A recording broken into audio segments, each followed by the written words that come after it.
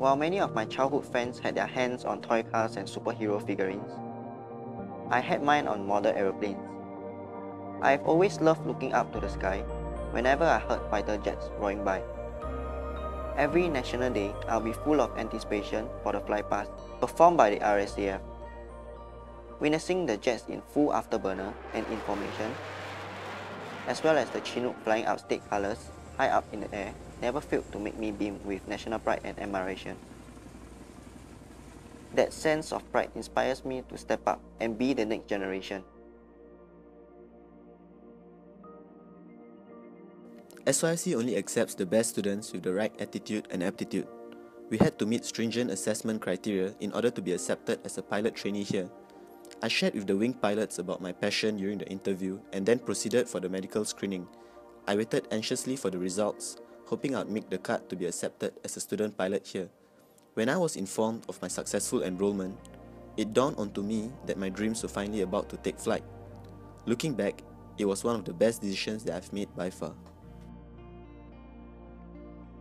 Upon successfully entering the course, I was put together with a group of students which had similar interests and aspirations as I had. As such, it didn't take long for us to bond well together, despite coming from various backgrounds and schools. Flying an aircraft has always been a risky undertaking, and it requires experience to be proficient. Here in SYFC, the simulators is used to teach us the basics of flying before our actual flight. Through the simulator sessions coupled with the lessons covered in the CAI and lectures, we gained the confidence we needed to perform for our flights.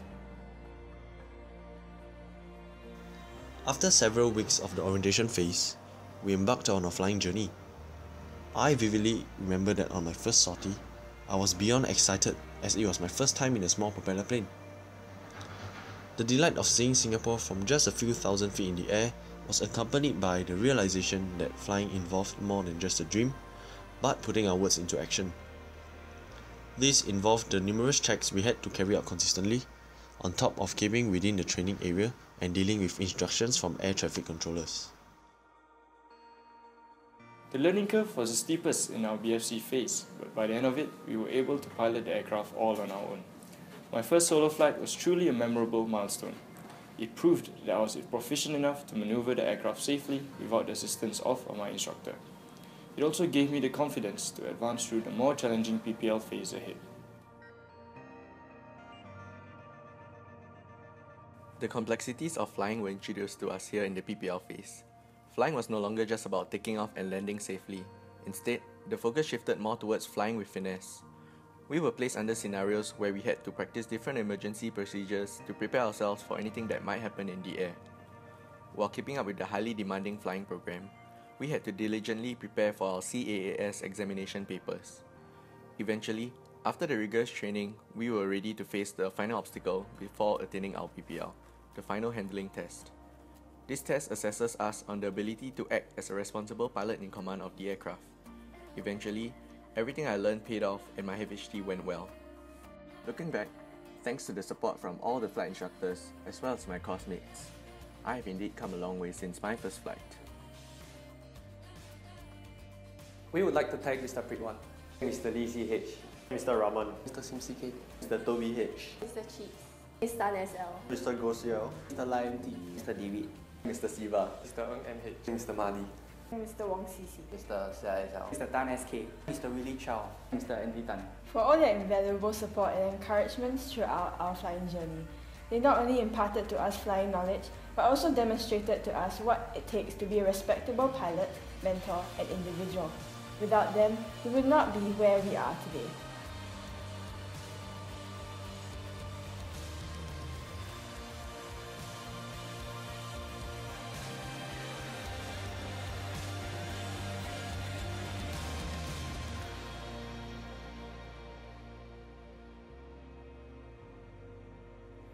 Having completed the entire course, I am now an alumnus of Singapore Youth Flying Club.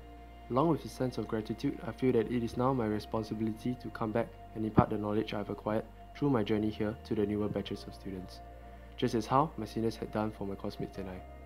During my BFC phase, I often struggled trying to juggle my studies and SYFC commitments.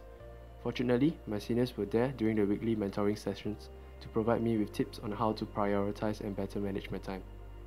Now, I feel that it is my turn to do the same for the next batch of aspiring pilots.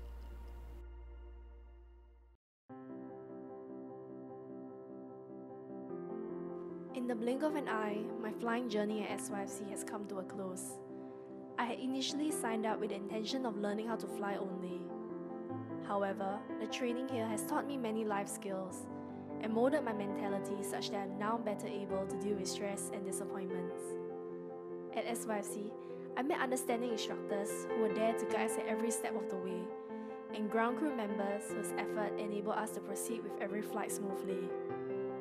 There were also my fellow coursemates who genuinely cared about my progress in both flying and in school, and could always be counted on for support. The friendships formed here are certainly ones that I will cherish for a long time. Indeed, the final attainment of the PPL no longer matters as much, for it is the journey we look back on with fond memories that will stay with us for a lifetime.